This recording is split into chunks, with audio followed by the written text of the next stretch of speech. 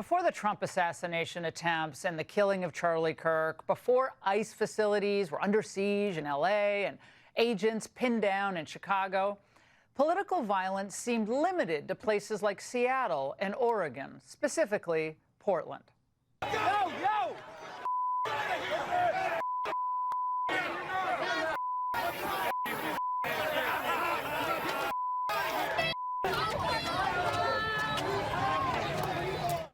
That's hard to watch. That was 2019, and the man under attack there by Antifa militants was independent journalist Andy Ngo.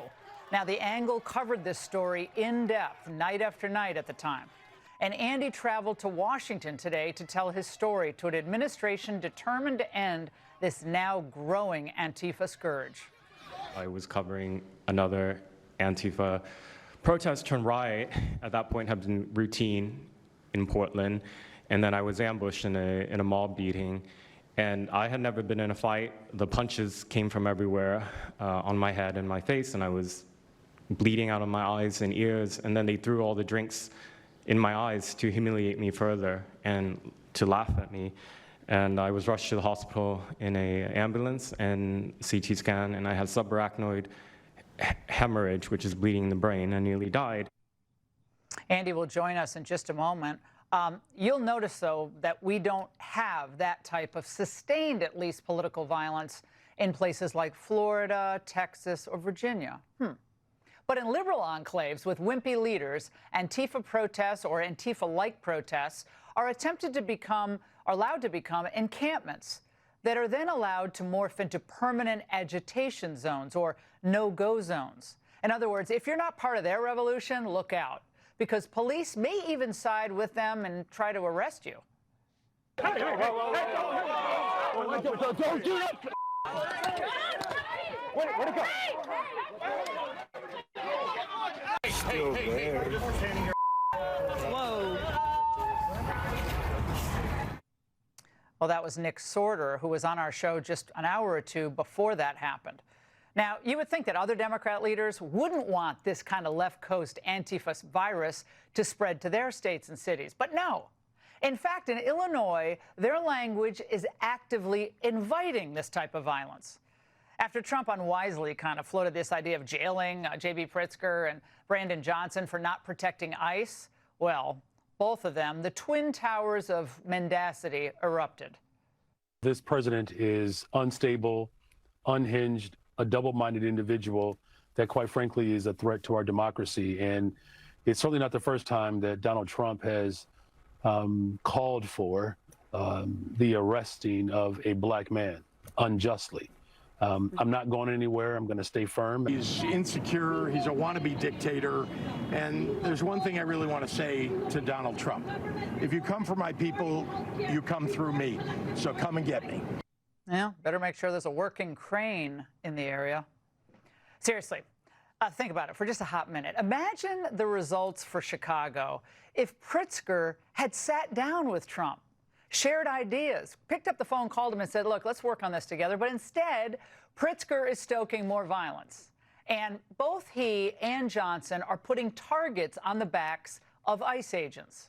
You can't believe anything ICE is doing, and I believe that we can go after ICE and those agents when they are committing felonies or any kind of breach of the law in the state of Illinois. Okay, it is just nonstop lies. Does he not know, by the way, that a majority of both the Border Patrol and ICE agents themselves are minorities? Pritzker, Johnson, Newsom. Now, they may not be out there throwing bricks at ICE agents, but their vicious words are justification for the thugs who actually do. And this has to stop. But remember, since Democrats can't actually deliver positive results on crime or economic growth, it's really all they know. And when they're challenged, oh boy, they just dissolve. An illegal alien from Nicaragua grabbed a woman on the north side last week, bashed her head into the sidewalk, knocked her unconscious, and raped her. If that had been your wife, Stacey. Okay, all right, we're not going to answer it. Thank you. Thanks, Will. All right. Would you want ICE to deport her? All right. Let's move on. Not as mayor, but as a man. Would you want thanks. ICE Thank you. to deport that rapist? All right. Can I buy a vowel? All right, and Mayor Johnson just kept squirming. remember, he's steadfastly suspicious of law enforcement, and he also doesn't like this novel idea, this novel concept of imprisoning criminals. To say that law enforcement is a sickness when you yourself have over 150 sworn police officers on your detail. Will you ask your 150 sworn police officer CPD detail to stand down if you and your wife Stacy are ever attacked? The addiction on jails and incarcerations and the addiction of militarism, it is an evil. He's not even grammatical. The addiction of, what is he talking about? How is this guy a mayor? It almost makes you yearn for the wisdom of Lori Lightfoot in her years, doesn't it? That's saying something. But let's not go crazy. All right, the good news is the Trump administration is on the case.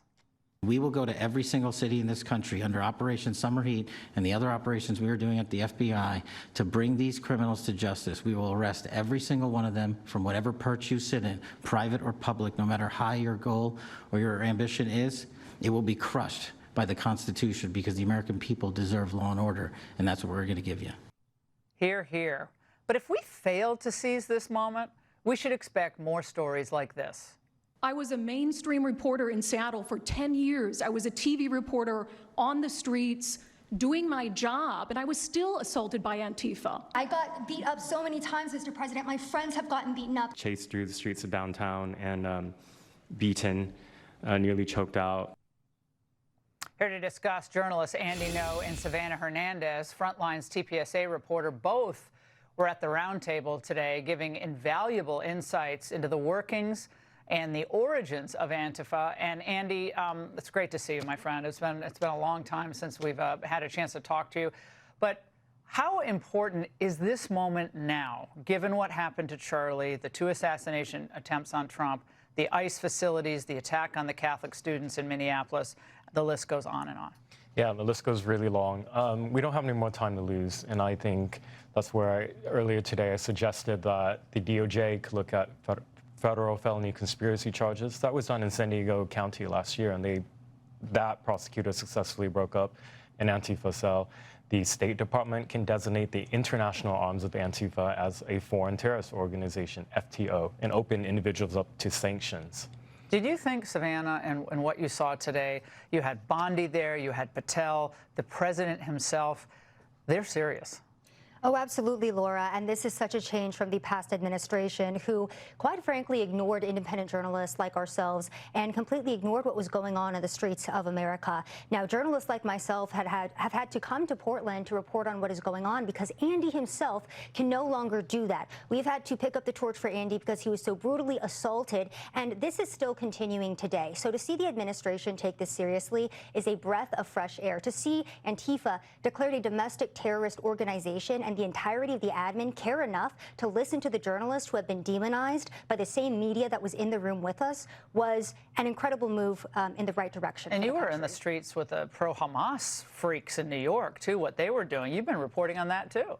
Oh, absolutely, Laura. And honestly, the average American is just so tired of being terrorized from both the West Coast to the East Coast of the nation. They want law, they want order. You have Americans who are begging for the National Guard because their state and local governments have completely abandoned them. Andy, you just heard those comments from Pritzker, Johnson about ICE, about the president. On Monday, he used the word Nazi again to describe President Trump and his administration.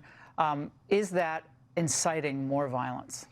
Well, once upon a time, I really thought that the Democrat leadership in where I used to live, Portland, were in good faith. Unfortunately, I've learned that Antifa quite often act as the shock troops for Democrats in office. They attack the political targets of Democrats and attack institutions that are run by conservatives. Well, Andy, you've been on their hit list for a long time. You're very brave to come here to Washington, given what's at stake and what's happened in the last just month. Savannah, keep it up. Don't stop. We need you out there. We appreciate both of you. Thank you so much.